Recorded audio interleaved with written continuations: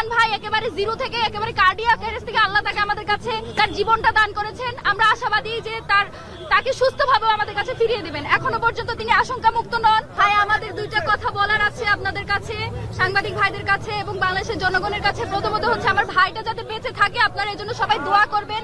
এবং আমি এবং জাবের ভাই ছাড়া ইনকিলাব মঞ্চের হয়ে অন্য কারো কথা ইনকিলাব মঞ্চের স্টেটমেন্ট হিসেবে প্রচার করবেন না।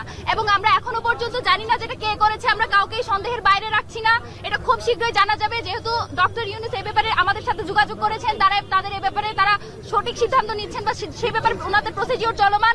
আমরা সেটা আগামী 24 ঘন্টা তাদেরকে টাইম দিয়েছি, 24 ঘন্টার মধ্যে তারা আমাদেরকে জানাবে।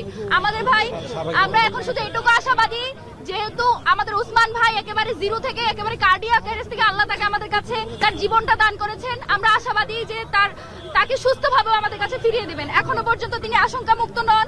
সেই জায়গা থেকে আমরা আপনাদের কাছে সকলের কাছে দোয়া করি, আপনারা দলমত নির্বিশেষে যারা মনে করেন যে বাংলাদেশের স্বাধীনতা সার্বভৌমত্বের সাথে উসমান হাদির বেঁচে থাকা জরুরি, আপনারা সবাই আমার ভাইয়ের জন্য দোয়া করবেন।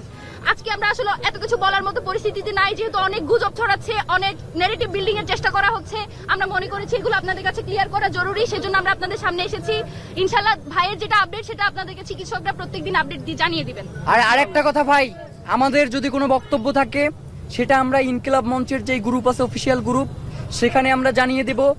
এর পাশাপাশি ফাতিমা তাসনিম জুমা এবং আমি আব্দুল্লাহ জাবের আমাদের প্রোফাইল থেকেও আপনাদেরকে জানাবো।